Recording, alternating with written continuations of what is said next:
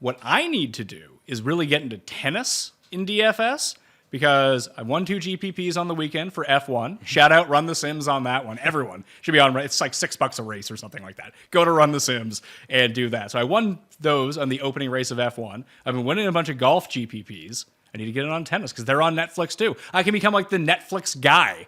Those are the only DFS tournaments that I play. Mayo experience. Mayo experience. Mayo experience. Mayo experience. Experience. Welcome to the Pat Mayo Experience, presented by Underdog Fantasy. Use code Mayo Underdog Fantasy to get yourself a first-time match deposit of up to $100. And if you already have a handle or you do use code Mayo to sign up, hit the description. There's a 15-second survey down there right now. And I'm drawing, well, I'm not drawing, Underdog is drawing, 5 people for $1,000 a piece for the Players' Championship. So you'd be crazy not to get into that. Tambo is in studio with me. We're going to be doing a ton of stuff today. We're going to be drafting an Underdog team for API. We're still going to be doing our head-to-head, full DFS ownership, full DFS lineups.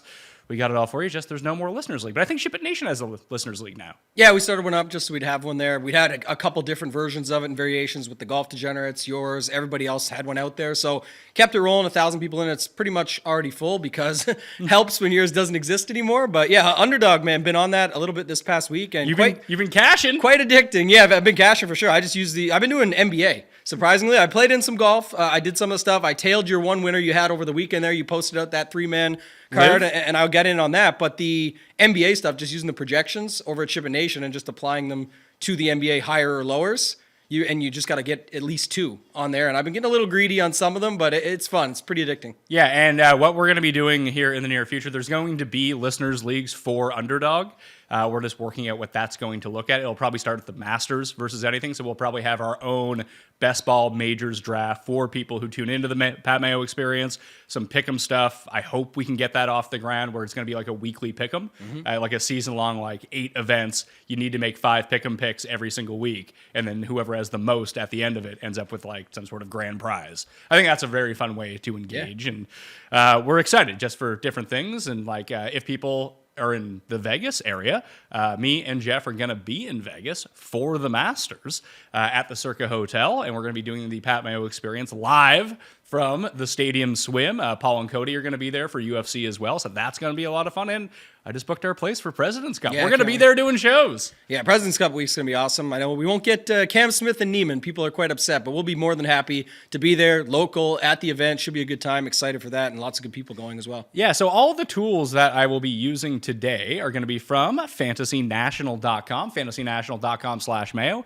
Get yourself 20% off. Ever since Moose revamped the tools, I've been winning GPPs, Tambo. I know. And and a lot of it's credit to you as well for teaching me what tournaments to actually play in instead of just being like, yeah, I'll throw. I mean, I still am throwing like 50, 60 lineups into the $5, and that's just a way to bleed all my money away. Yeah, I mean, you get it every week. I know you tell me about it. You see it on Twitter, everything like, oh, but Pat, did you know this would have won this? It's like, that's the whole point. Right? Your bankroll is not, you're not trying to run out and play the lottery and play all this other stuff and get into, 15 grand worth of entries because you could or whatever it might be. So that's kind of the setup here. And I think the way you've done it is good and way people can stay sustainable within the game. So the first thing that we're doing on this show now, we're going to do an Underdog Draft for API. And you have the first pick in the draft. I just tweeted it out. 2 people filled it immediately. So we're going to do this. Paul can bring it up on the screen. What I want to do is get a sense. The main reason that I want to do this is I want to get a sense of who people like at the top. I think we can translate this into DFS ownership pretty easily to see who people actually are going for. When you strip salaries away, who are the popular people? I think that's a very clever way to figure out where ownership is going to go between pivot plays of like guys around the same price. Like you're going to be the first person up here in 17 seconds with the first pick. I assume you're going to take Scheffler with this pick. So if, when you take a look at Rory and you take a look at Scotty, like what are people going to do this week? It's probably going to be Scotty and not Rory.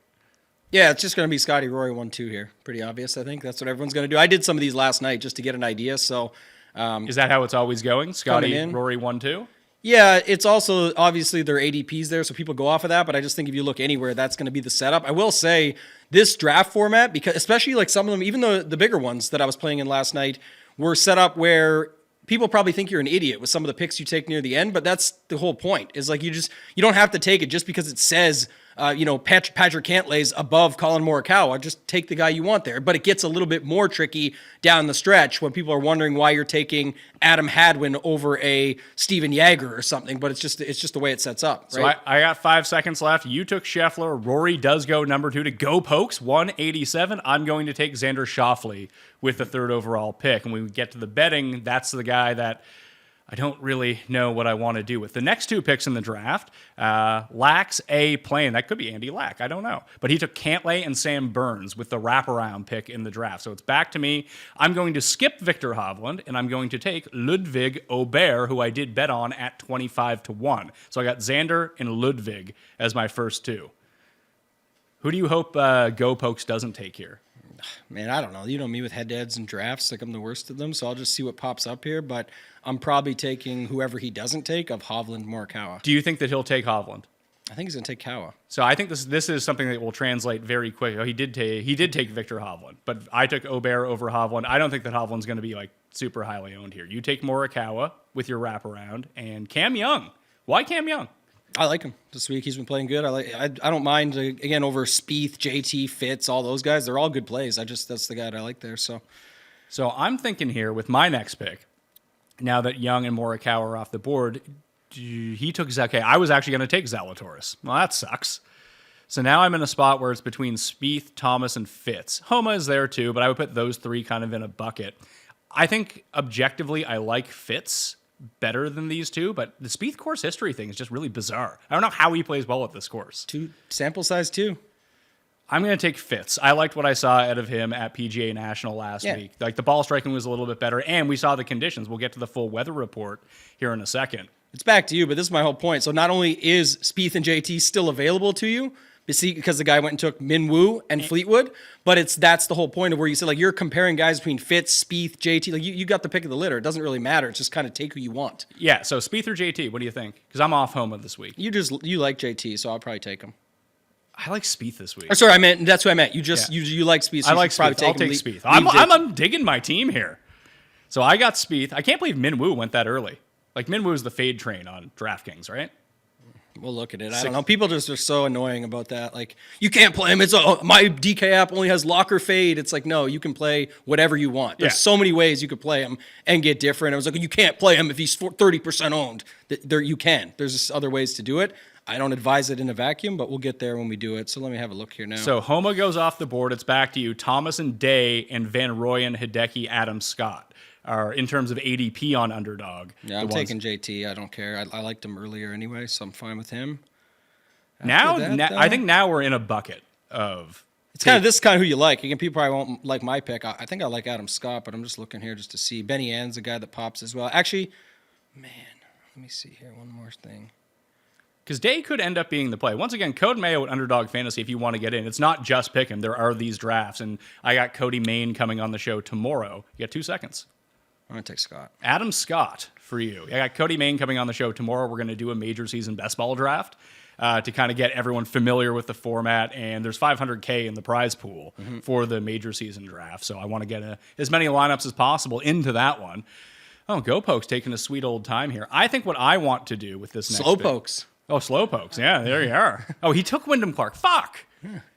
You were just about to say what I want to do here is take Wyndham Clark. Yeah. I'm going to take Corey Connors so no one misses, so I don't miss out on Corey Connors. I jumped the board here, and then Van Rooyen goes next. It seems like Lack A's A plan is doing auto draft. Oh, no, I guess Matthew Pavon goes. So Van Rooyen and Pavon. So people are picking their favorites now once we get to this point. Nice part of these drafts, if you didn't tell people yet, but you can queue up everything. Yeah. So if you've already got your stuff queued and you just do it, you can just turn it on and go. We'll also have this on Fantasy National as of next week, where you can make your own rankings and potentially upload a CVS for your queued players as well for the best ball season and the rest of the season draft. I'm going to take Jake Knapp. I like Jake Knapp. Just ride the heater, Jake Knapp. And I talked about it with DB that he kind of has like kind of the perfect game for this place if he doesn't just completely melt at some point, which feels like it's coming, but I'm just going to keep riding it. Didn't happen last week. Didn't happen on Monday. But like a lot of guys melted on Monday besides Eckroat, who just couldn't be stopped. I went on to win, and then Knapp was just fine as well. So Thigala goes with the next pick. You have back-to-back now. with the last. I know you don't have back-to-back. Yeah. This is the last pick of the draft. So who do you want? Oh, really? Yeah. Damn, how many seconds I got? 18? Yeah, 18 seconds to make a pick. The best available per ADP and projections, Day, Hideki, Ben Ann, Tom Kim, Keegan Bradley. Then Eckroat. Yeah, I'm going Ben. Who'd you take? Benny Ann. Ben Ann? Mm-hmm.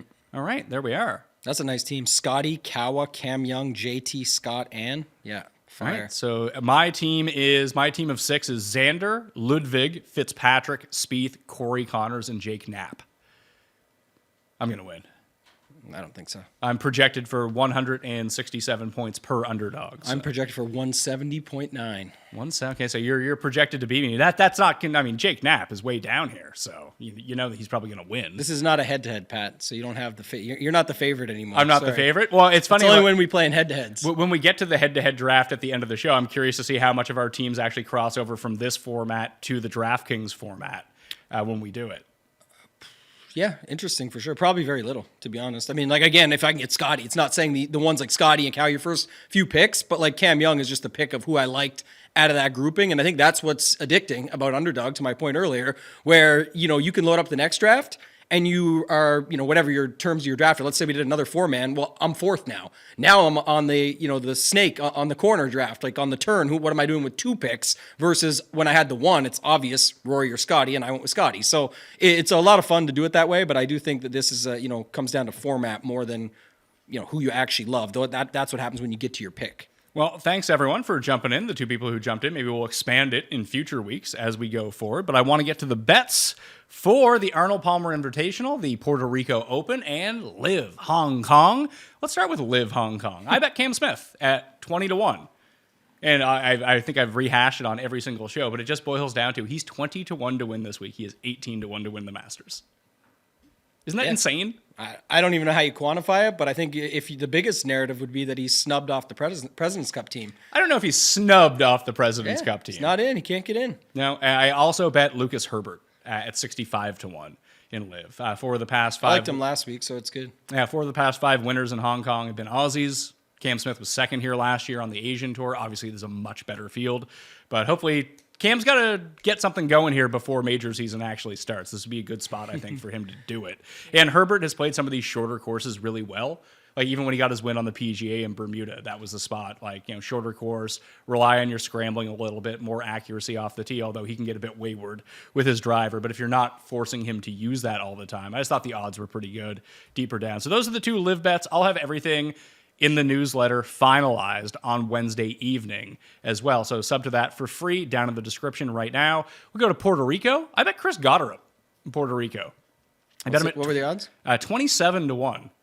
Didn't love but everyone's odds got crushed in Puerto Rico. It sucks. So I ended up going with him at 27. I bet Brandon Wu at 33-1 to win. I bet, let's see here, where is he? Chan Kim. I got Chan Kim at 40-1. I think he's down to 30-1 right now. And I also bet Bobby Mack at 55-1. He's also down to 30-1 right now. If Duke can just make a putt, we're good to go.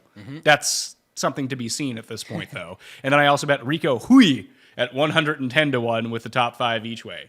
He might be the worst putter in the history of golf. Yeah, I got told about that guy too. I did not do it. Did Baroff DM you? Yes. Yeah. So Baroff was all over him. And I went and looked at his numbers. Like, this ball striking is like out of this world good. But he putts like the worst version of Luke List. Yeah, and you need the ball striking to hold up and the putter to come around. So it's like, yeah, that makes sense. The odds are there, though, so I get it. The Herbert one I liked in Live, and the did you bet your guy, Chan Kim? I did bet Chan Kim. I thought you said him. I wasn't sure if you mentioned him. Yeah, that was for the long shot. I didn't mind that. Like, he's coming around, and but he's now down to 30-1. He's not even a long shot anymore. Oh, really? Yeah, I thought when he started it was a lot higher. It was. He opened at 50. I caught him at 40. Now he's down to 30. But he was someone I kind of had circled. I bet him last week at Honda as well. Yeah. And then for API, the big ones here, I bet Ludwig. It was the first thing I did on Monday morning. Bodog opened up at 25 on him, so I was like, I'll take the 25. I think he's 22 in most spots now. I know in other places he's like 16 or something. You can find better numbers than 16 on Ludwig if you want to be in. He played well here last year when he got the invite to play in this tournament, and he putted really well on these really fast greens. The driving wasn't good for him last year, but you expect the driving to be really good. That's kind of his thing. Yeah. And long irons. Like, take the wedge out of the man's hands and put some long irons in his hands, and all of a sudden he's a whole lot better. Yeah, I think that's fine. The boards this week, it was back to there's 30 guys that are 30 to 1 or worse, whatever you want to call it. And so that's the setup there where it's kind of just pick your couple of guys, I think. But I feel like we are due for Scotty or Rory just to finish the field off. It feels like that, but it just doesn't happen. It hasn't been happening. So what makes you think it's just going to happen this week? I just think this is a course where it's going to separate. I definitely think we were going to see it at this spot. We see it in the past when Bryson was on fire, getting the job done. When Scotty getting it done. Like you're going to see. I think this will be the week. We've seen Rory get it done. Like it's just a spot where typically the big boys will come out when they're playing well. So Scotty switched a bunch of things up. We'll talk about him when we get there. But Rory last week was fine. He just didn't have a putter. No, he led the field tee to green. Like he was solid and looked like on paper. Like, he was even here versus.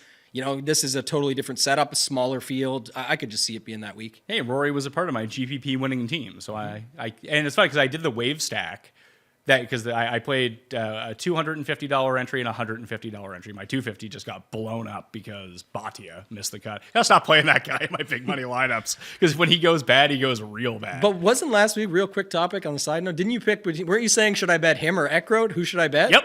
And did you bet Bhatia? Oh, yeah. Oh, man. I was like, you like Ekrode. I know. You kept talking about it. But I know you still made money either way, so who cares? But Hey, Ekrode was in the lineup that I had, so I ended up doing an AM PM for one entry and a PM AM for the other, just to separate it out that way. Probably won you more than if you bet him anyway for what you're going to place on him. So Yeah, that's nice payoff. But, good lineup there for sure. I probably would have had $25 on him at 110 to 1, so I would have won like 27. I would like to have the 2,700. Like to have both, sure. Yeah, I'd like to have both. But, did you know, Pat? If you had to bet $1,000 on Ekrode, you could have all this money.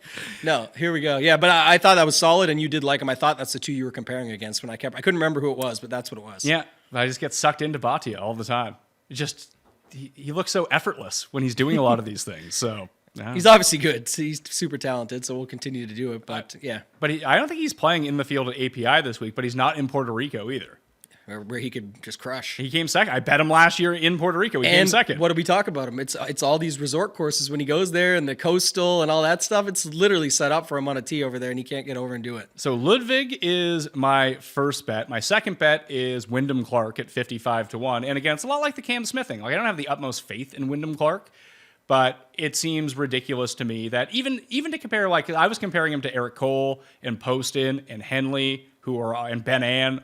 All these guys have shorter odds than Wyndham Clark, which seems insane to me, considering this guy actually wins big boy fields. He's won 3 times in 8 months. But even to compare him to someone like Ludwig, like I get that I bet on Ludwig. Clark has been the better player, and he actually wins events, and he's more than double the odds. Yeah, you should have went back to Fitz. Well, this is like the Fitz case for last week. Like I get it, there's not much there, but there's a lot there if you really know who the player is and know about them and think it through. Plus the number, that's kind of the Wyndham Clark bet this week. We'll get to that in a second. We'll get to Fitz. I bet on Corey Connors at 80 to 1. I just I like where his ball striking's at. He's played really well here. It's actually one of the few courses. Basically, take Valero out of the conversation where he actually does gain like 10 strokes putting every time that he plays for reasons unknown. Yeah. But he's actually putted well here, and the tee to green game is starting to come around for him a little bit. Then I also went with Tom Hoagie at 100 to 1. Just the numbers like him too much, and triple-digit guys win every single week, so I need to have a triple-digit somewhere. So the reason that I've been holding off, and I'll have the finalized picks in the newsletter, is Xander keeps falling down the board, and I can use this 30% boost to get him to 23 to 1. I really like the numbers like Xander this week. I like Xander this week, but I also like Fitz this week too. Now, with the bets that I've made so far, I could theoretically bet both of them. It wouldn't be that big of a deal, but I'm trying to, where I'm playing live. I actually have a DP World Tour bet on Robin Williams. Patch Adams in South Africa is where you want to be right now. But other than that, like... Brutal second place finish in the playoff loss. He shanked a putt. Yeah. A putt. He shanked and sad for our guy Sky because he also was a known Gumberg bettor. And Gumberg is the guy that got the win in that case. And he had Robin Williams. And he had Williams this time around, yeah. So it's really between like Xander and Fitz, maybe both. But if I can get Xander at like 20-something, that's a good number. I said Ekrode over Bhatia last week. Let me say Xander again. Just do it. Do Xander. Do Xander? Yes. Xander. Are you going to get capped with the boost? No. I mean, yes, but I'm probably... well, it depends. Like, I think it depends on the odds that the person's at. Maybe that's why. Yeah, I think I can still get like 100 down on the boost, and that's good. That's what you're going to do anyway, so that's good. I was just wondering because on the other guys I can't. But the Yeah, if I try to boost up like Corey Connors from 80 to 120, it's going to limit me on how much I can actually put down on it. I like the Xander one. I do think he's a good spot this week. I'm thinking about using him in one and done as well, just because. Well, who's your dad taking? That guy gets top 20s every week. He's up to like 250th place now. He did, and last week Lowry let him down, so that was, and he's still up and he there. came fourth. Yeah, that's what it was. I guess he wanted a lot more out of it, but he's chalk, man. Who do you think he's taking? Scotty? Rory. I mean, I took Rory an hour. He doesn't have Scotty, by the way, so that's why. But he's gonna use Rory. I mean, it's a spot to use someone good. It's an That's elevated. what I told event. him. You know, he talks through some strategy now. It's the fun in it. We talked about that around Christmas time. Like, it's kind of the gift that keeps on giving. If you want to talk to your dad, I love my dad, so I was like, it's cool. We can chat about it. But he talks through the strategy of that. He's like, you could save Rory, but this is such a huge purse that why would I be scared to use him here in a 69-man field? And he crushes here. I was like, yeah, I got nothing against it. Yeah, if I trust my numbers, which I ran on Fantasy National, which has really been working out for me so far this year, Aberg's 1, Hoagie's 2, Xander's 3. But Xander actually fits in my course fit model as the best player in this field ahead of Scotty. Hoagie, baby. Get him in. I like that call. So those were the three that kind of popped up for me. So yeah, I'll probably end up on Xander at 23. Maybe I can do, I think I could still find like a 35 on Fitz. Maybe I just bet both of them. But I actually wanted to look down the board. Is there anyone like long shot? Because I have Connors at 80, Hoagie at 100. Is there anyone else from like triple digits? Like, I feel like we need to have like 2 of these guys a week just to take a chance. Kitayama just won this at 200 to 1 last year. Yeah, which was the case. That's definitely the project came through and got that. I've never heard him called that since, but that was his nickname they gave him after he won it. So, I don't know. I guess the problem is Connor's 80 would be like, that's the one I love the best that you said that I considered. I just think the greens, he can hit them. The long irons are there. It's all going to come down to putting. And we know this time of year, this course, we've seen him putt a little bit better. So probably a better DraftKings play still at 7,800, but just from the betting perspective, I think that's close enough to where if an 80 to 1 got it, I'd be comfortable with him. The other two that I was looking at, because Knapp's odds have been beat down. I had opened the week like really wanting to bet Zalatoris, and then I kind of moved off of that a little bit. But do you just ride EVR and hope he just continues to play great? What are his odds? I think he's 80 to 1. Okay. And then I was looking at Luke List, who I can still get at 100 to 1. Like the numbers like Luke List, he just putted the lights out at Riv. Oh, if I can pick another one for you, that's the one. List? Maybe I should just bet Xander and List after this. That's the two that I'm feeling. Like that's the ones that what you said and what I'm thinking. Those are the ones. I didn't know he was 100. That's a pretty good number. You can find him at he's 80 in a lot of spots, 90 in some spots. He's 100 in some spots. I think he's already been good this year in the signature events too. I know we're only. What is this, the third one or the fourth? I can't remember what one we're on now, but this is the fourth one because Sentry is technically one. Right, hasn't he been pretty good at these so far? He was 26th at Pebble Beach. He was second at the Genesis. Here's the issue when you pull him up on Old Fantasy National here. He does have 2 top 10s at this course in 2018 and 2019. The last 2 years he's played this course, he has missed the cut. And in those 4 rounds, he has lost 13.7 strokes putting. There's a chance like he just can't figure out that doesn't seem like an issue. That seems like an opportunity. It could be, or you're sitting there watching him miss 2-foot putts all day being like, oh yeah, I should have seen this coming because I know he can't putt here. Boom bust, but there's also, you're talking about 2-foot putts, there's 2 zeros on the back end of that one for the bet you're putting down, so that's why you get 100 to 1 odds. So I don't have any problem with it. I think that's a good one, Pat. I like that, and you can probably still get it 8 places maybe. No, that would be, top 10s. You can get him into the triple digits with an enhancement. Okay. Not a boost, but the enhanced win, then you don't get the each way on it. I'm thinking about like stopping a lot of the each ways. I haven't done as many lately either, but I do, if it's like 100 or something, I definitely have interest in it because now he's paying out like your Fitz bet or something basically for just making it up top there. Yeah. So once again, Underdog Fantasy. Go to the app. Code Mayo will get you a match deposit of up to $100. I did want to check in on the weather before we get to DFS and ownership because I threw it into the newsletter somewhere. Now I need to find it. Thursday looks good though, right?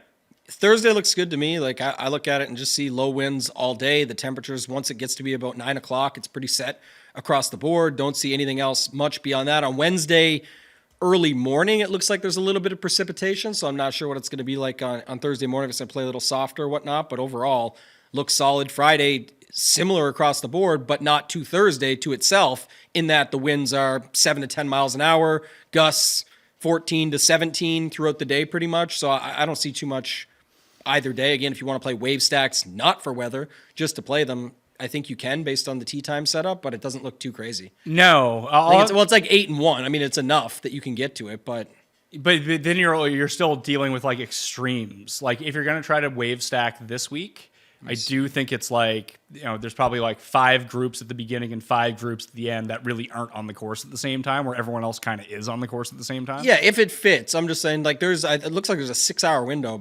between Dunlap's tee time and Dunlap playing by himself, but they couldn't have invited one more dude to come play with Dunlap. Andrew Novak said he'll be the marker. Hey, Paul's the leader in Novak Nation, baby. Yeah.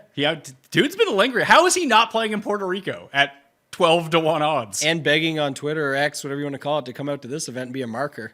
I know it's a joke, but like I'm sure you saw that. He's like, I could be the marker. You guys could use another person. I was like, you got to get this guy in the field. Like, he literally can't. Just figure it out. But he could be, figuring out something there. I don't know how it all works, but over there, and I don't know, maybe he can't get into that one. I just thought, like you said, why are some guys like Bhatia and him and others that are just in perfect form right now not playing in a place that you can win a PGA Tour event? Again, don't know the exact ruling behind it or what it was, but I'm sure they'd boot other guys out based on the recent results. Yeah, the other thing that I wanted to look at very briefly was the Underdog Pick'em. I gave out 2 selections on yesterday's show, and it was down below. Let's see here. Where's Pick'em? Let's go to PGA. It was Xander and Cantlay. I know a lot of people are betting, because I had even kind of brought it up myself, that Cantlay, first round leader. It seems like everyone is playing that this week. So now this is the week where he sucks in the first round, but actually plays well on Sunday and maybe ends up winning.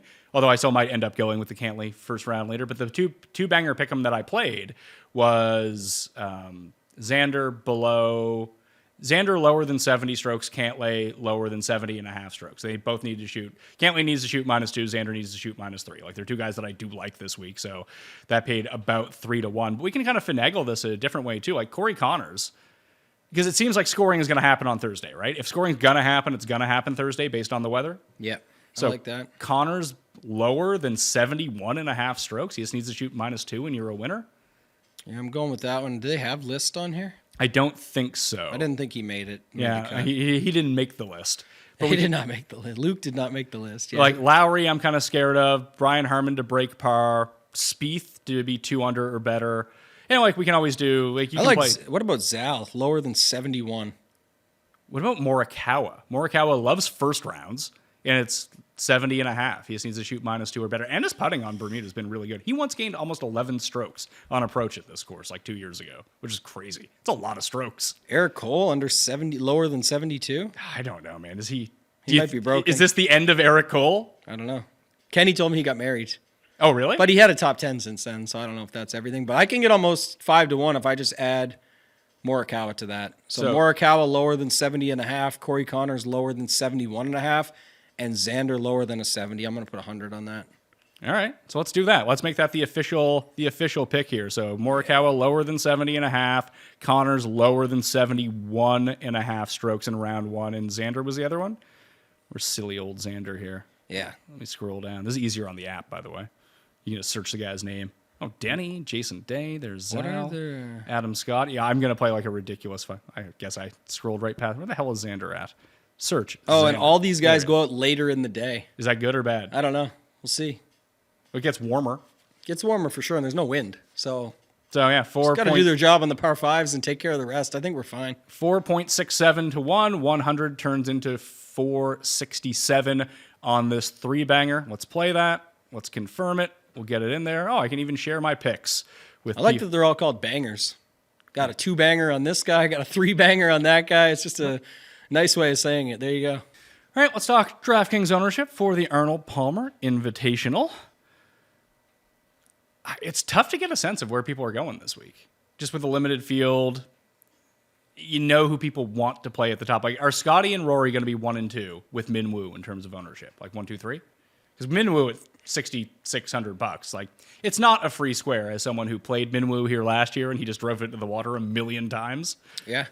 Also, like, again, there's a lot of cases to make for or against it, but like, someone was bringing it up too. Like last week, all the par 5s, his approach was horrible. Otherwise, I know there is 4 par 5s here, and they're very gettable. So that's kind of the case that people are making. But then you go and look at what he's done at this course the last couple of years. Someone also said, myself included, even on Monday, just looking at it, like, oh, but Minwoo's a different golfer now. Actually, if you go look at his form last year and this year, it's almost identical coming into the miscut here at API. And that's last year. The year before, it was definitely worse. But just to say, even some of the events this year that, like, he won an event this year, I think it was the Australian Championship or something. whatever it was, my point is you go back and look at like the OWGR side by side with the result ranks. It's very similar last year to this year. So he can definitely just come in here and miss the cut. I don't want to guarantee this, but I bet you Minwoo comes in under whatever the standard projection is. I would bet on that for sure. I think people will talk themselves out of playing them, and EVR is exactly the same price, and people will just be like, oh, I'll just keep riding the form with EVR, and then all of a sudden EVR is more owned than Minwoo is. And right at the gate, you're allowed to play both together. Everyone always acts like they have one spot to fill in a DraftKings lineup, when in fact, you actually do need to fill 6 to be able to enter it. So there's lots of different ways that you could still play them and get away with it. You could play Minwoo with 2 other 6K guys. That's going to be unique. You could play Minwoo and not use Scotty or Rory very easily and get really different up top with like the Morikawas, the Homas, the Wyndham Clarks. Like you can build differently with Minwoo. So everyone acting like there's a all-in or fade button on DraftKings, there's not. You can play 1%, you can play 100%, you can play 16%. You can do whatever you want with Minwoo Lee this week. It's just one thing where people get it so confused in a vacuum of him versus the guy beside him. It has to be those two that you're comparing. It does seem like those two are the two from the 6K range, though, that everyone Definitely is just gravitating towards. So if you wanted to pick anyone else, you're going to have a fantastic pivot, no matter who it is. Yeah, Minwoo and Van Rooyen will for sure be the two popular ones there. And then after that, maybe it's like, some mixture of the Rose, Rogers, Svensson, McCarthy types where those always get boosted in the rankings on sites like Data Golf and things like that, where people will just push it based on the topic of discussion right now of the world rankings, like Data Golf rankings. Even I think Xander said yesterday, I just look at those, or Fitz might have been the one that said it. Somebody that looks at stats was like, you can just use those and see who the good players are. They can maybe use the Pat Mayo official world golf rankings moving forward. We got to get those. Yeah, I got to get them out. I'm just trying to see like who else from down here. I think every single week people will talk themselves into Cameron Davis, and I've been guilty of that myself. I would much rather play him next week at the Players than play him right now.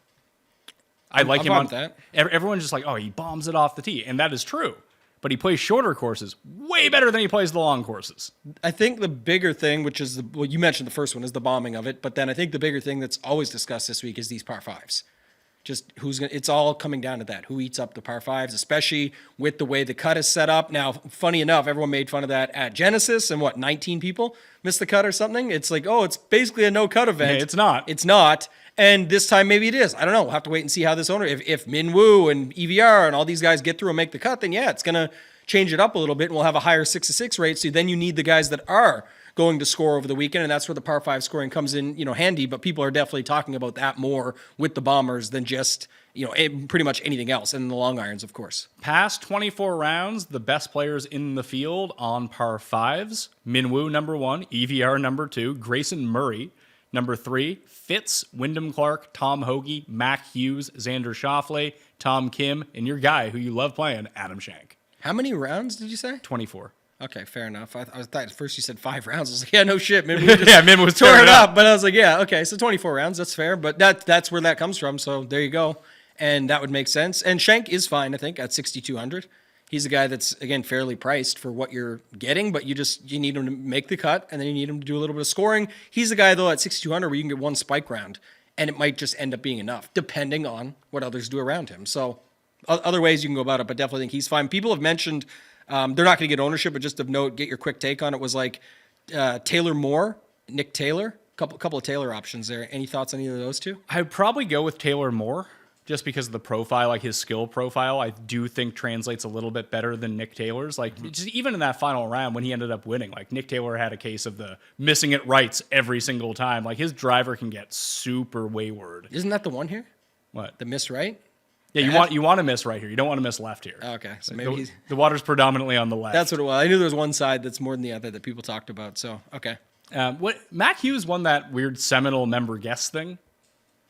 He won the gross. EVR won the net. Yeah, but he's 61. Which do you give credit to? I don't know the rules. I don't really care either way. The Canadian beat writers are like, if you want to call it that, are like, man, Mac Hughes won. Everyone else like, well, the net side was this guy, and EVR was playing with the guy that Rory won it with back in the day. So I don't know. Mackenzie Hughes, I forgot he was even here, to be honest. 6,100. Well, he withdrew last. He was terrible in Mexico and like flamed out and missed the cut.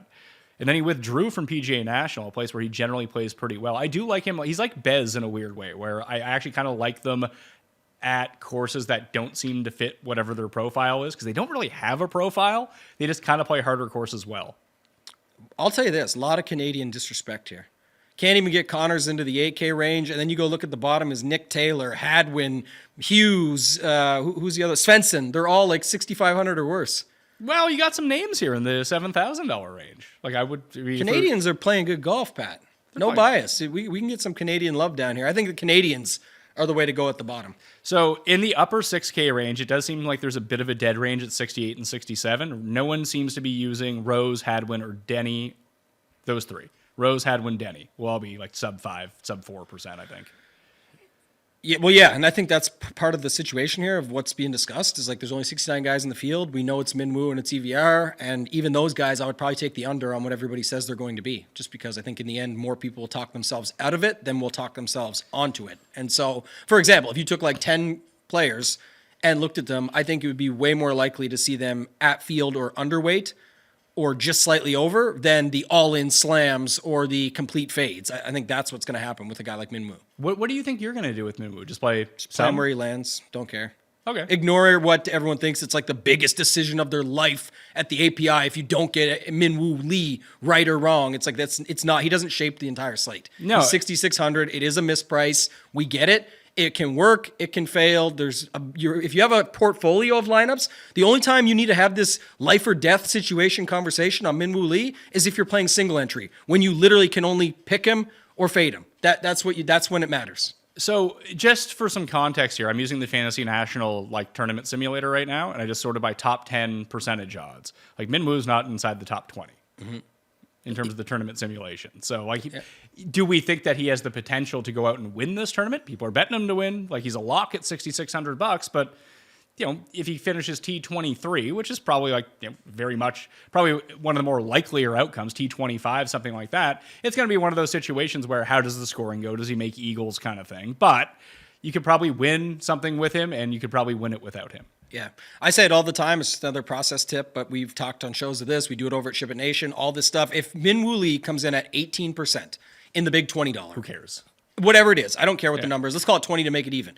I can play 20% Minwoo Lee, and everyone says, oh, you just matched the field. Like, you didn't take a stand. If all my Minwoo Lee lineups don't include Rory or Scotty, or if they're all in the same wave that he plays, or if they're all with $1,000 on the table or whatever, I have different Minwoo Lee lineups than the rest of the field. And of that 20%, there's a lot of horrible Minwoo Lee lineups in there. So I'm actually overweight on Minwoo on good lineups for what it requires to take down a large field GPP. And people just can't get that part through their head. They say, oh, like you're just paying the rake. It's not true. It's just they don't understand. So other guys that you could potentially take a look at here in the lower sevens that are getting a bit overlooked, and even in the middle sevens, people are just off Lowry now. People are like, fuck that guy. He sucks. Yeah, didn't you see him? Terrible. Well, I mean, he helped me out big time by making a double bogey on 15. I'm not going to lie to you. Yeah, that range is like, I guess, tough. Some of the decisions for people I don't think people want to go back to Knapp. I think people are done with Eric Cole. Lowry sucked. No way Kurt Kitayama can win again this year, so you wouldn't play him even though he's 7,300 and doesn't require himself to win here. What I'm surprised about, because I'm seeing a lot of ownership gravitate towards Keegan, Scott, and Harris English. I get the Keegan stuff because he's been so good at this course, but he's been like legit bad this year. He's getting the Netflix boost tonight.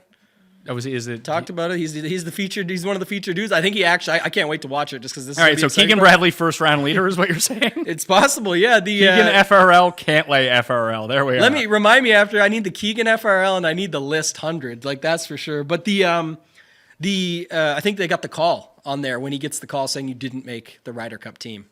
Oh, really? I feel like they did get it on tape. I think that was teased, and then I saw like the little teaser clip where he's sitting on his couch with his phone in the hand. Man, sucks for that, but I mean, just separate here, 7,400. I can see why he's popular. Yes. So he was bad at Century, he was bad at Farmers, and he was bad at Genesis. He played really well at Pebble, and he played really well at Sony, which leads me to believe that he might do well next week because Sawgrass is more in alignment with Pebble Beach and YY in terms of distance, length, choosing your irons. Like the longer courses has not been good for him. His driving is not there. The irons aren't there. He's actually putting pretty well, but I think that's just a pure fade for me. The Mayo mindfulness is at an all-time high right now, seeing it real clear. So the way you're seeing it is like you're laying out separate layers to it. It's like not this week, but next week. And this week he's at ownership. And if he does bad, probably no won't one will be have him. at next week. So yeah, I like how you're seeing it there. I definitely think that's possible. I don't mind that call. It's, like you said, it's odd, but it's definitely course history based and then stat model based. If you go look it up in the models, he's typically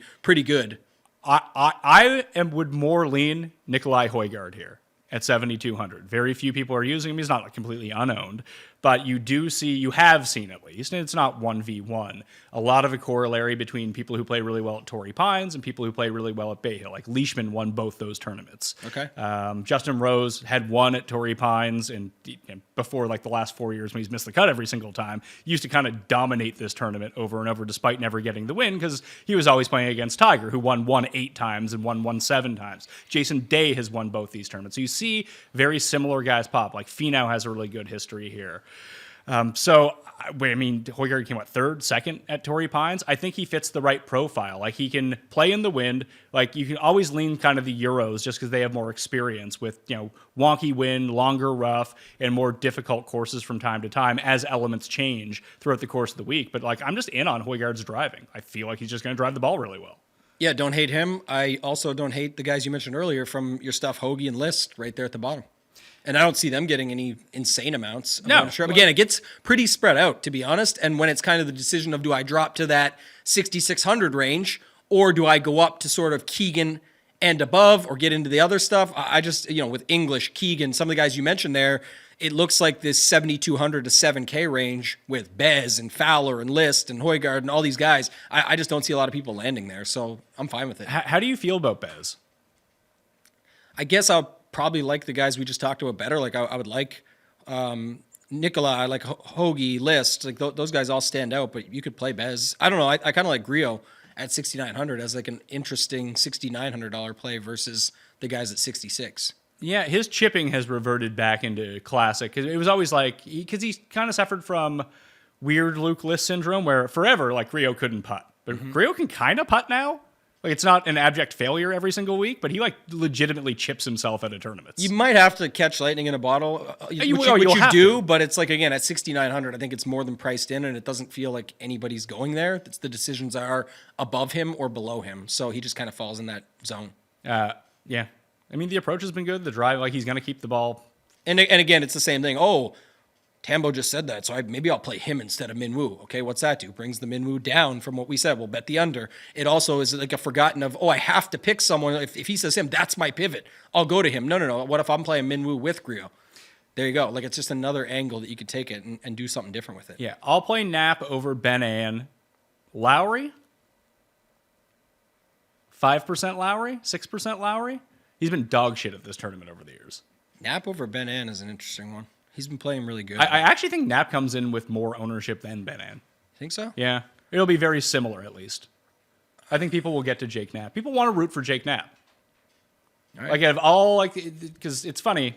This is something I want to talk about with Jeff a little bit. I'm trying to theorize a take, so I'll workshop it with you.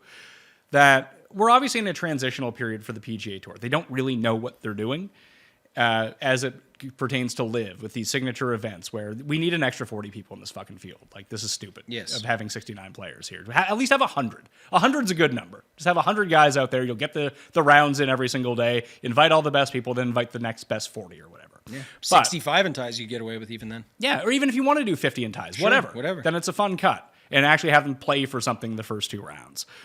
But with all of these random dudes winning, everyone's like, oh, this is just the kiss of death for the PGA Tour, da-da-da-da-da-da-da. I actually think it's kind of good because people are down on the PGA Tour now anyway. So now you're setting expectations even lower for when they do rebuild themselves back up. If they can do that, then people will be like more excited when the big guys start winning again. And this gave them, I mean, listen, golf's not super popular anyway, but it's not as popular as like Twitter would make it seem during the West Coast and Hawaii swing anyway. This is when golf starts to get kind of popular. During the Florida swing, players in the run-up to the Masters. This is when people really start paying attention. So you had the first 8 weeks or so to you have brand new winners, rookies winning on tour, guys no one has ever heard of winning. And as it pertains like Matthew Pavon, he was okay in Europe. Amateurs. Yeah, amateurs winning. Here's a 20-year-old who just came out and won. So now you have this base of new guys that you can kind of get behind. But it's weird that it's Knapp who seems to be the one that has captured the consciousness of could this guy be a real guy? Because he looks the part, right? Pavon doesn't look the part. He's Right. like, who the fuck is this fucking Frenchman out here? And he looks like a journeyman dude, like just like a guy that's been around, even though it's not necessarily, I'm just saying, like that's part of it. Nap, you can tell a story. PGA Tour is posting the story of him being the bouncer and the regular dude that just came out and finds his way, and everyone's sort of latching onto that, if you will. But I guess I don't know where they're going.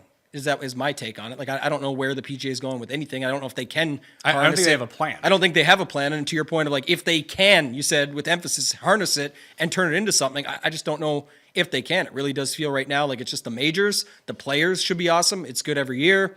Pick and choose your events that the not just the golf Twitter fans or golf X fans or the regular, but like the Genesis, I think is still pretty solid every single year. The partying aside at the Waste Management Phoenix Open, a lot of people know about it inside and out, closed doors or not. Certain events, yes, but beyond that, man, it's very limited right now. Oh, I should throw out, I'm doing a live on Wednesday, today, later on this afternoon at 3 p.m. Eastern time on my YouTube channel. I'm also partnering with Watch Playback. I tweeted it out. You can go in. I'm going to be streaming over live at the range because Watch Playback is finalizing a deal with the PGA Tour where instead of watching the commentators on ESPN Plus in the coming months, maybe you can watch Pat and Tambo or Pat and Jeff do the commentary of that stuff. And maybe we can get like an actual cut split going. So it's happening. It's happening, but we need people to help support it. So you check out my X feed and Watch Playback, but it'll be on my YouTube channel as well. If we're just testing it out today, it's me and Reed. Haven't talked to Reed in ages. Nice.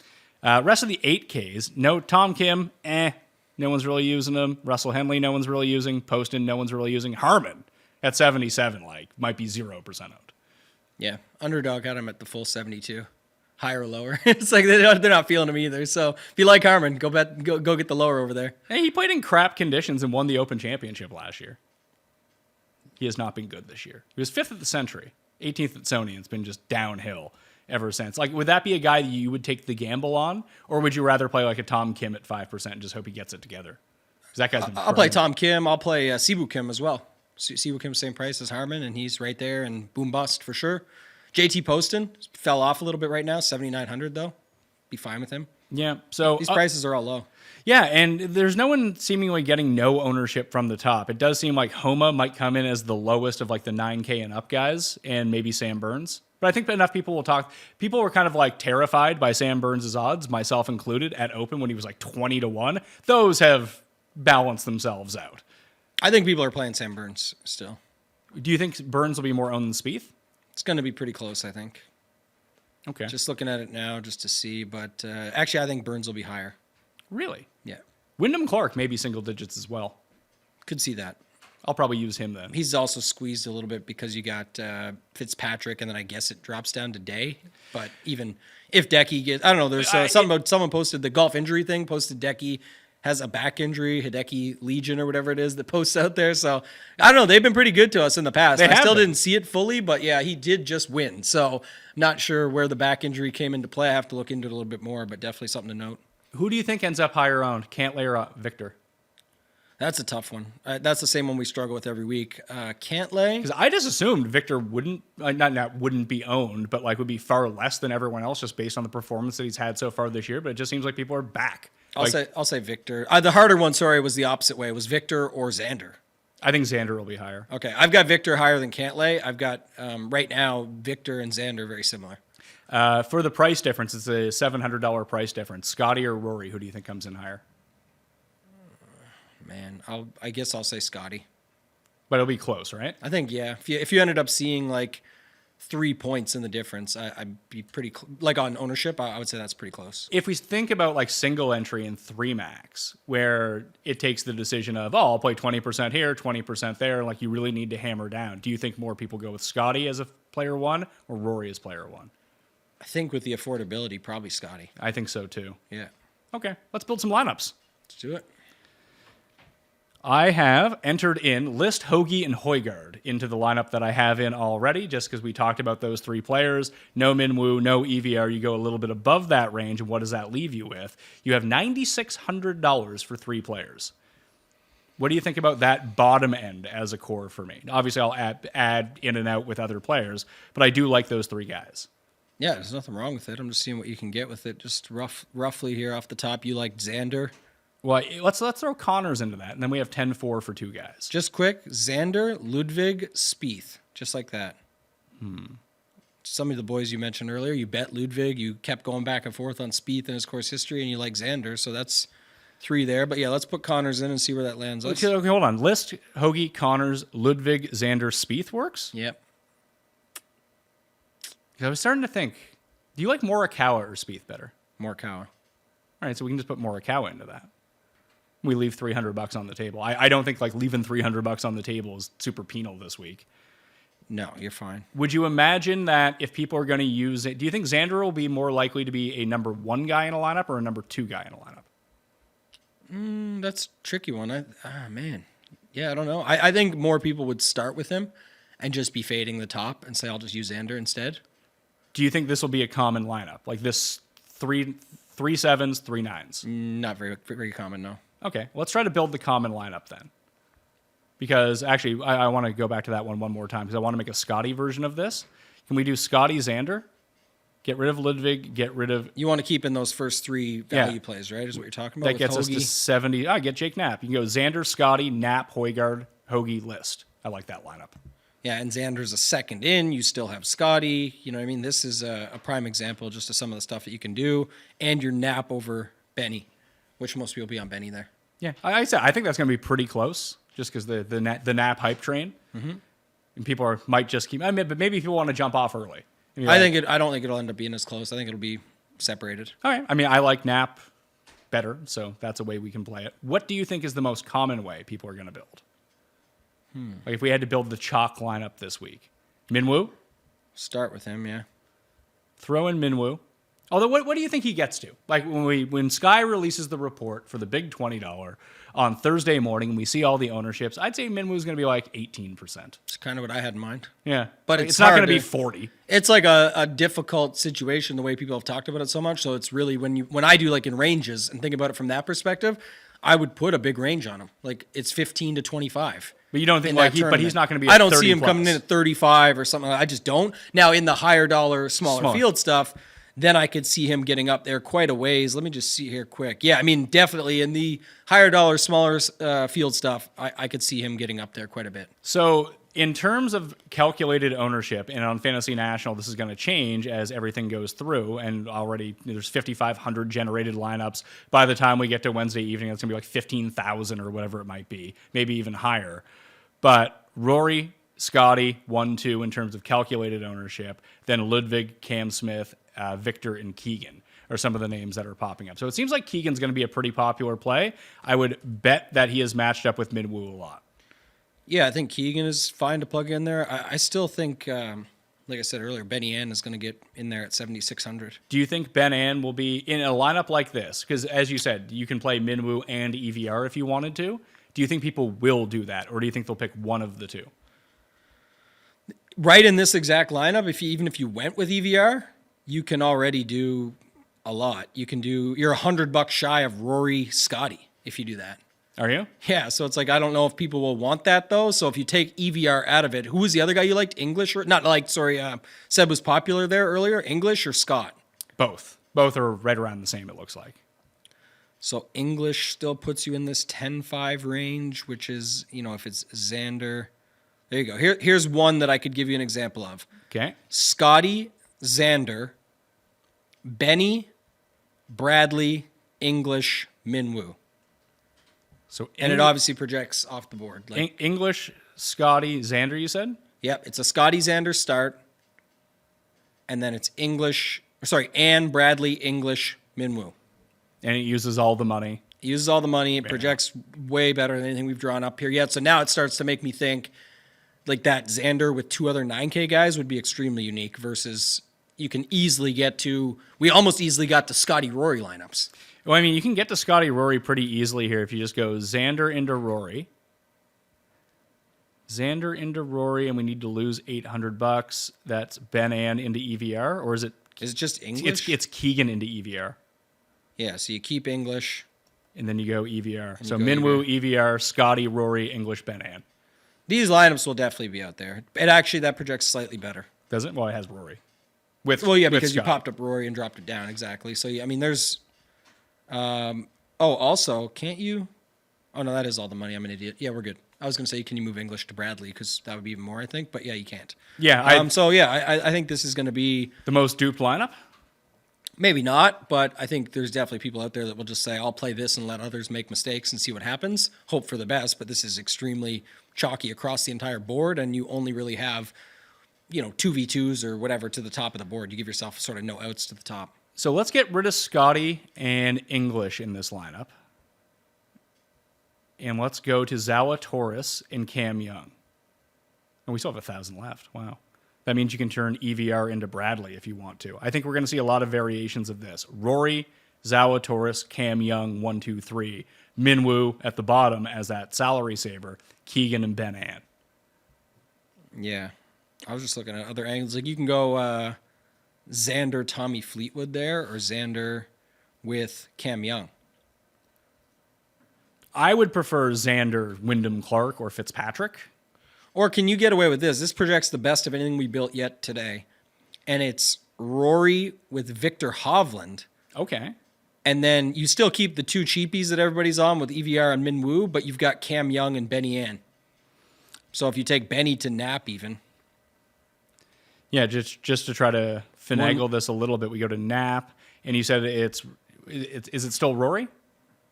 Yeah, so basically it's Rory, Victor Hovland, Cam Young, and then you get Nap, Minwoo, and EVR. Like, how are these guys are tearing up the par fives? They have to be, all of them. Yeah, I mean Nap surprisingly does not play the par fives very well. So I just but he could. Would it surprise us if he did? You're right, but yes, yeah, I got you. So I just moved that around from what you just said. I left $200 on the table. I could even leave $300 on the table if I wanted to. It's Rory with Xander instead of Hovland, but it's Fitzpatrick instead of Cam Young, or it could be Wyndham Clark instead of Cam Young, which I think I like a little bit more. And then it's Nap, Minwoo, and EVR. Or you could even in this situation turn Nap into Corey Connors if you wanted to, which I like more. So you go Rory, Fitz, Xander, Connors, Minwoo, EVR. I think if you were going to do the Minwoo EVR stack down at the bottom and you were committed to that because you think that those guys are mispriced in this field and you do want to try to leverage that mispricing, that going with a lineup sort of like, and not just like jamming Scotty, Rory, Scotty, Victor, like two 10K guys, and then just dropping way back down again and try to get a Keegan or a Harris English in. Again, like this kind of gets you out of that chalky range. Well, that's what I'm saying. So this combo, like I don't like any of these lineups we just built because of that. But I'm saying, okay, if you're going to go Minwoo and EVR, we know you can fit both Scotty and Rory, which means it's very easy to fit one of Scotty or Rory. So even if you want to try and put a Xander into that, who now we can tell is getting more popular by the minute. Yeah. One thing I would note is take Xander out for a second and tell me who your 3 favorite 8K guys are right now. You like Zalatoris? I like Zalatoris. You like Fitzpatrick and Wyndham Clark? Yep. Those would be my 3. I actually like the Gala as well. Okay, but now this fits Rory in, so it goes away from what I said. I'd probably upgrade one of the guys and swap it, but just quickly note it, we'll walk through this, is I can get those 3 8K guys with Rory, so there's no 7s, no 9s, no Scotty, $200 on the table, and while I am heavy on those other 3, I can't imagine the overall setup. But now, who would you erase of Zal, Fitz, and Clark if you had to take one out? Probably Clark. So if we take out Clark, you go back in. Now it is Xander and Ludwig.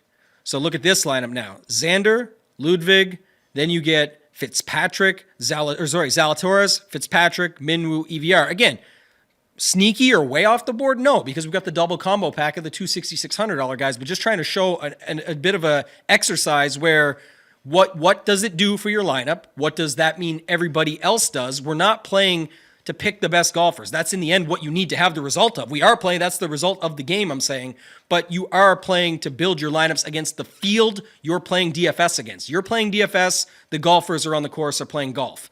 You do need them to do well to make your lineups do well, but nobody has any clue. We don't know.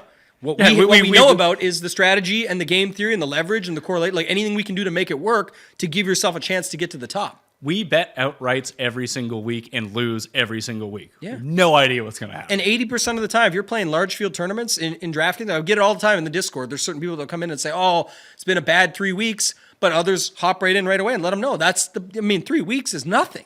You could have a bad 8 weeks. You could have a bad 3 months. I had a bad 7 years. Correct. And now you're on a heater. So it's like now I've made it all back up. Yeah, it's all that's all it is, right? The ebbs and flows of it all. But I do think this is like the exercise you look at it where it's like, do those lineups project really well? Really well? Yes. Just a note, this is not crazy off the board because you still have Xander, Fitz, Ludwig, and then those 2 cheap guys. But just to give this version versus the other, it's only like 8 points less. And in golf, doesn't matter. Like it's a projection is just a starting point to see, kind of gives you a better idea of where people are going to go. And then you're looking, okay, if they're doing that, how can I do this to go against that? And that's, again, you can now start messing with it and moving pieces around. So I did. That's exactly what I did. So I got rid of Minwoo. Okay. In this. So it's Xander, Ludwig, Fitz. I kept that at the top. And Fitz could be Wyndham Clark, and I believe he could be Cam Young. The only person he can't be in this lineup is Zalatoris. That's not enough money because it leaves. Because it could be Fleetwood, Cam Young, Wyndham Clark, Hideki, whoever it is you wanted to be in that 8K range. So, and you could get to Zalatoris if you wanted to play Hoagie or List instead. Mm-hmm. But what I did was Xander, Ludwig, Fitz with Thigala at 81, keep EVR and move Minwoo into Højgaard. Yeah, it's way off the board. It still has $200 left on the table, right? Yeah. And I'm playing the conviction that I think that Højgaard's going to be good here. And this is 14 points less than the one we looked at, but there is multiple guys now with single-digit ownership in this lineup. Yeah, Thigala's got to be single-digit. Højgaard, I just can't see those guys getting above. So, and you don't really have any of the heavy 20% type guys in this lineup. Xander will be. Yeah, Xander could push it, but I'm saying let's say Xander's 18, 19, but if he's your highest owned and your starting point, when we just saw how easy it was to get Xander as your number 2, again, just another angle to look at, and especially in things like single entry and that, instead of just pivoting off guys, look at your construction and what others are doing, and this is a good exercise for that. So yeah, I like that. That's you know what we could do here as well? Get rid of Xander and turn him into Cantlay. Yeah. What do you think? I have a feeling, and this is based on nothing besides perception, that people are, I mentioned Homa is probably going to be the lowest owned below 9,000. I think this could finally be the week. And I think I've said this a million times. It's like when I say that people aren't going to play Fleetwood, and then everyone just plays Fleetwood every single time, that I could see Cantlay slipping, not through the cracks, obviously. It's not like you're going to get 3% Cantlay. But the projection right now has Cantlay at what? Like, I have him at 12%. Like, he is significantly lower than Victor and Xander and Rory and Scheffler. Like, he's caught in this no man's land where no one believes he's the third best player in this field. Although he might be. Like, dude is consistent every single week. He just doesn't win. Yeah, we talked about it on Monday. Kenny and I, we want to get the Rory versus Cantlay round 4 pairing with something on the line, like final group. Let's go. Remember the old hat tip with Cantlay there and everything, and Rory getting all fired up? I would love to see that down the stretch. Some sort of battle between these guys at the top, not Cantlay and X again. I definitely don't want to see Cantlay and X. I don't want to see Scotty and Burns. I don't want to see JT and Spieth. Anything but the best friends narrative. Just give me something different. But if I saw Rory and Cantlay, I would love that down the stretch. I think it's interesting, though. Yes, Cantlay, 10K. It's clear people want to go to Xander. It's clear Hovland. That Hovland is in the mix as well. And then if not, you're going up to the top with those big boys. So starting your lineups with Cantlay, clearly different. I think another note, too, Pat, is we didn't do any balanced builds, yet the whole talk of the town is either staying in the low 7s if you're moving off Minwoo and or EVR, or going to one of those guys. So what about the super balanced build where like Corey Connors is your 6th guy in? It's funny. The first name that I just punched in was Corey Connors. So what does that look like? Now you like your Fitz? But is there, I guess we can't really talk about win equity in that way if the guys at the top never win.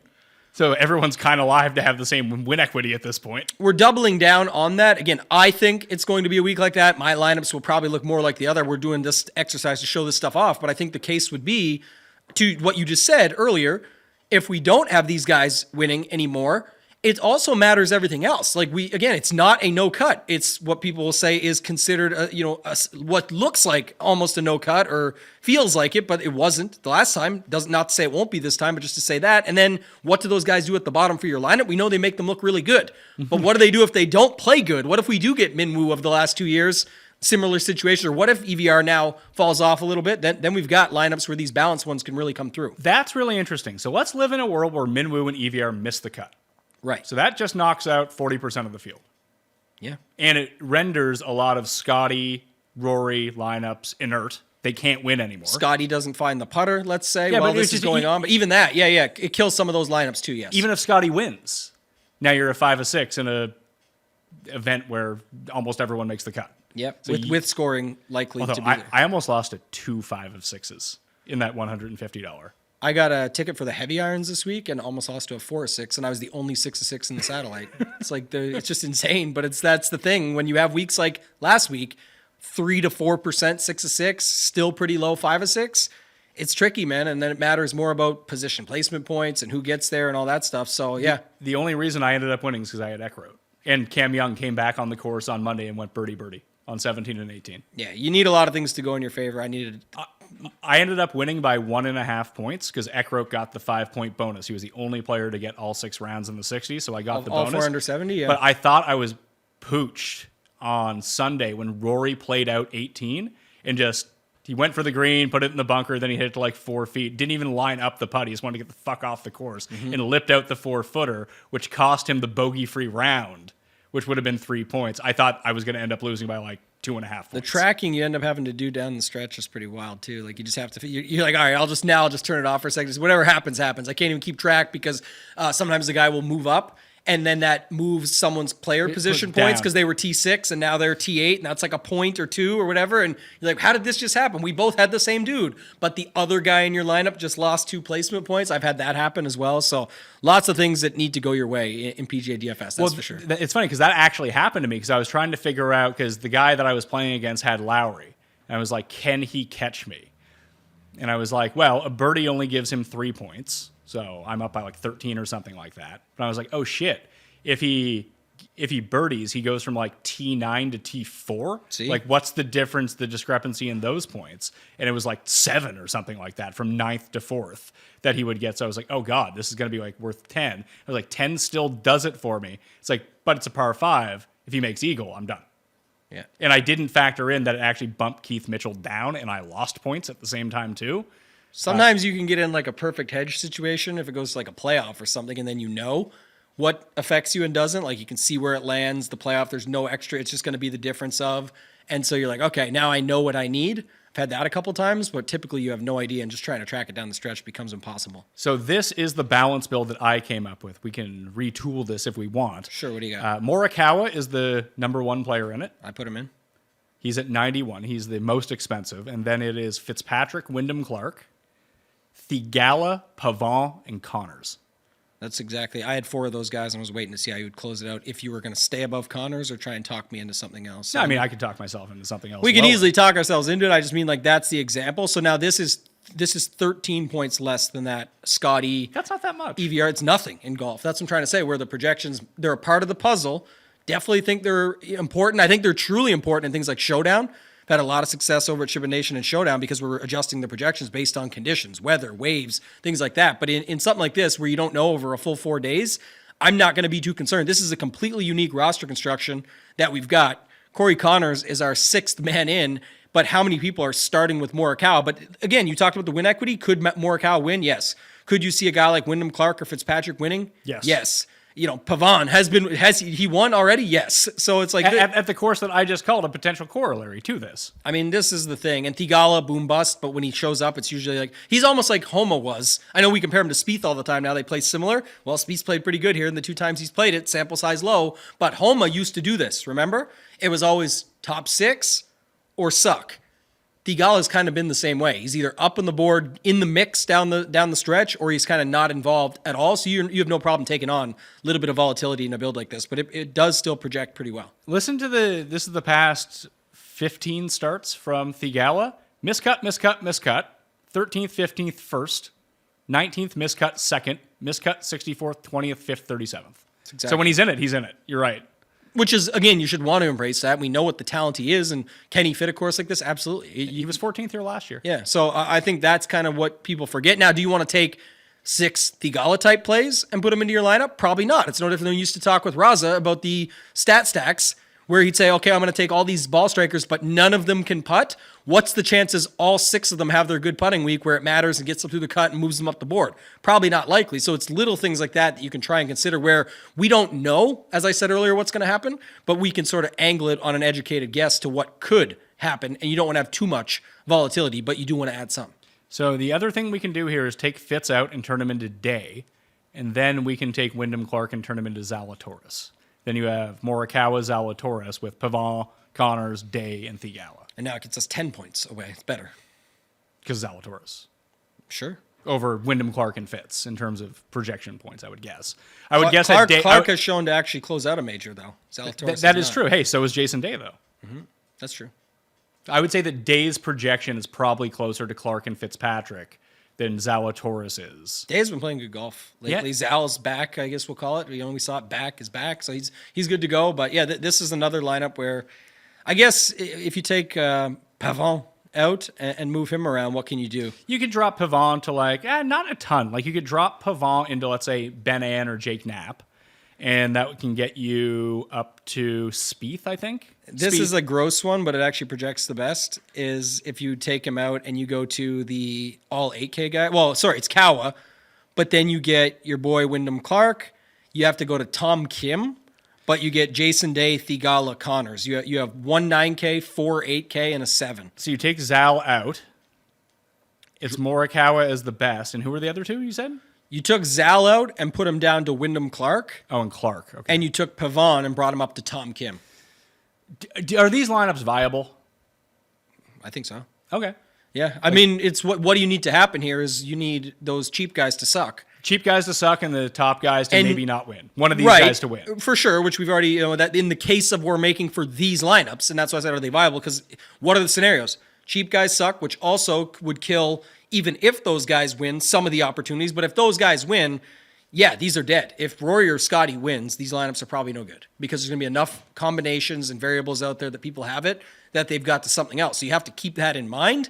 But it's more of a bet on, most people are saying those two don't win, it's got to be Xander then. It's got to be Hovland then. It's got to be, why could it be Morikawa? Could it? Yes. I think the answer is yes. So then that just frees you up that money to allow some of those punts to get popped up where Corey Connors becomes your 6th man as opposed to your 4th or 5th in some of those other builds. Head-to-head matchup. 4-1-1. Pat Mayo is winning right now. They said never listen to me again about anything in DFS because Pat's the king. The king. He wins the head-to-head every week where we can't even pick the same guys, which we made that rule. I'm saying, but there's other factors to it I think people don't know, but I also don't care that much. But I do care for the pride, so we'll do it. So I will start out. I have the first pick. You do. I will take Xander Schauffele as my first pick at $9,800. You got Xander in there. Okay. I'm going to take Scotty. Okay. You do have another pick, though. That's correct. So now I'm going to go down and take... Who's the guy that I wanted in the middle there? There was somebody... You got to start thinking it through a little bit. Yeah, it's just because I know you're not going to take what I want later, so I'm trying to think in the middle here who I wanted because I'm going to drop him down. You took Xander. If I don't take him, I'm going to take... I think this will work. Let me see. Yeah, I'm going to take Morikawa. Okay. So you have Scotty and Morikawa. So I can kind of freeze you out if I do like EVR Minwoo. But I'm not going to do that. I'm trying to see how I can structure this lineup. Who can I get back to here? 87? I don't know how much I like that. Get to Zal. I'll take Ludwig and Højgaard as my next two picks. So Xander, Ludwig, Højgaard will be my first 3 in the draft. And then I just want to see how this shakes out. I don't really like that. Damn. I'm going to take Corey Connors just so I can get one pick in there. Okay. And then I'm just finagling it a little bit to see what the rest of this looks like. Trying to massage the lineup a little bit. Yeah, I'll take Benny Ann. Benny Ann? Okay. So what's that bring you to? I have 7,100 left. Okay, and you have 2 spots to fill? Or 2 spots to fill, yep. And I have 3 spots to fill. You have 2 and then the finale. So how can I do this? Who at the bottom do I actually like that I think can do well? What about Wacky? How do you feel about Valimaki?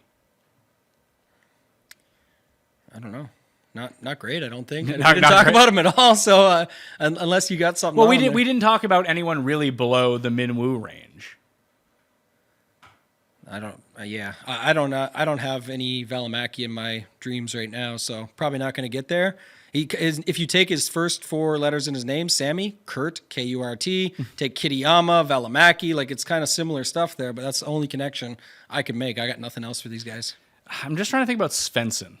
Because Svensson, what does he come in at? Canadians need love too, Pat. Canadians do I need got love. Connors, though. You have Connors on me already here, and Svensson allows me to do what I think that I want to do if he's the right price. Let's see, he is $6,400. Yeah, he would. He's the best rated of all of the guys down there for me. He and Glover, but none of them are good. I mean, there's a reason that they're the lowest ranked guys in this field. Like, no one is a good course fit outside of Adam Schenk, and that's only really.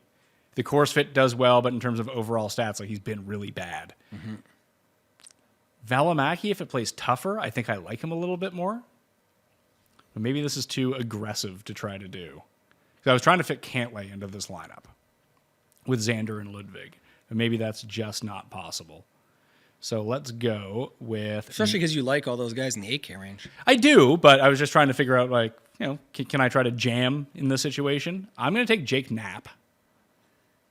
And then I'm going to take, what's that give me? What's 73 give me? 73 Kitayama, English, Fowler, List. Yeah, I'll take Hoagie and Jake Knapp. Okay. And then I think I'm just going to round this out.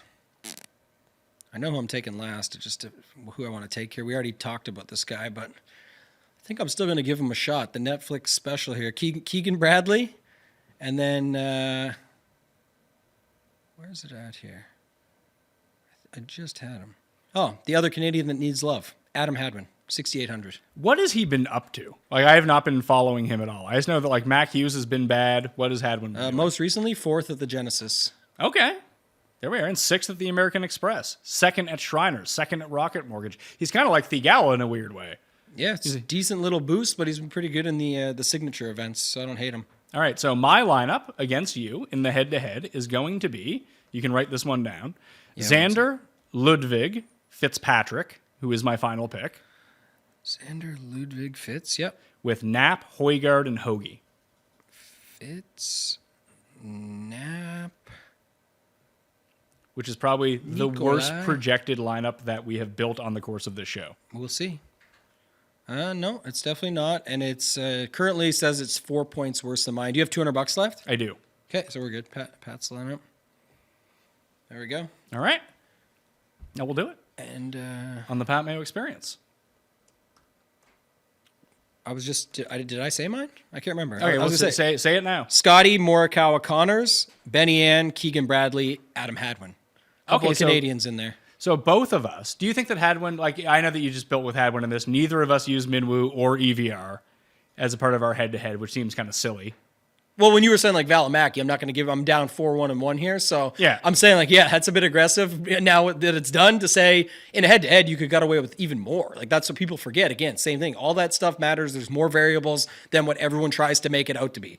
It's like everyone imagines like this guy's either going to walk on the course and explode or he's going to walk out and shoot, 18 under on the first day. Like that's how people react to this type of stuff. It's just not the case. But yeah, you could have used one of those guys very easily. So could I. I just preferred the way the lineup's set up, and I like Hadwin this week. Newsletter will have all of the final bets. It seems like I need to go bet on Xander when I'm done, List when I'm done, and bet Keegan and Cantlay as first-round leader. We're doing it right. Those are the objectives. As soon as we stop recording Yes. for this, I'll include those into the newsletter as I send it out on Wednesday evening. Your tidbits are out on Twitter right now. Everyone can go check those out at Toe Tag and Tambo. The Ship It Nation, Code Mayo works over there for a discount. And yeah, like I said, Underdog, NBA projections, that sounds pretty good. Yeah, piling on any of the sports you can do it with. Like that's the thing about Underdog. It has all the sports. The hockey projections, NHL have been solid. You go NBA stuff. I've been using it for NBA. It's been great because the higher lowers are often set off whatever they have the market at, and our projections are different. So sweet. You can find really easy values that way and then go plug them in. You only have to put a minimum of 2. But like I said, get greedy with it. You can. I've found some good ones. If I find the differentiation is huge on 3 or 4 plays, I got no problem putting those together. It's been solid.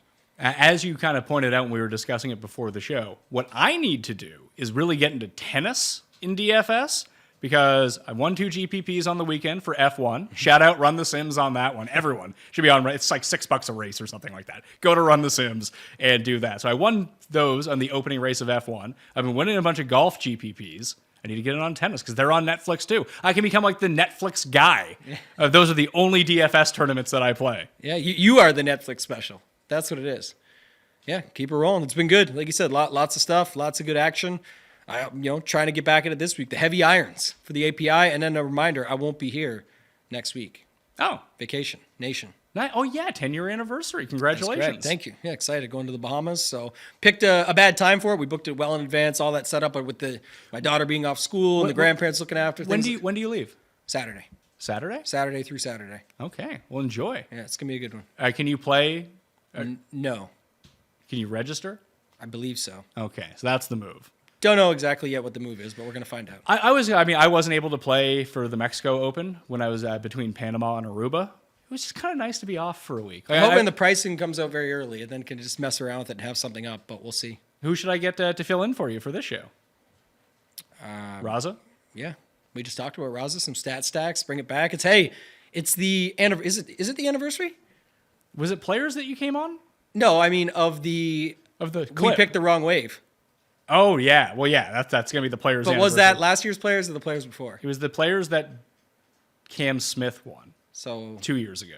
Okay, it was 2 years ago. Yeah. So it's the 2-year anniversary. 2-year anniversary of us picking the wrong wave. Now I just play both waves, and it works out much better. Remember that year? Sky put it out. It was like 1% played it was like 7%, one of the higher, showing that nobody really does go all in on a wave anyway, but it was like 6.9%, but only 1% or 0.8 or something on the other side played the opposite. So their loss, our loss.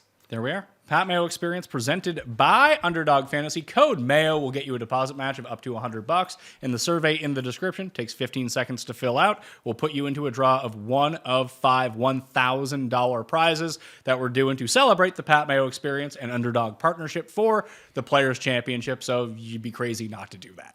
Right? Great ROI if you win. 15 seconds into $1,000. Yeah. Why wouldn't you do that? Sub to the newsletter as well for all the final plays and final notes. I'll be live at 3 p.m. Eastern time on Mayo Media Network and watch playback as well, taking viewer questions and just walking through some stuff, chatting with Reed Fowler. I'll see you then. I'm Pat Mayo. Pat Mayo Experience! Experience!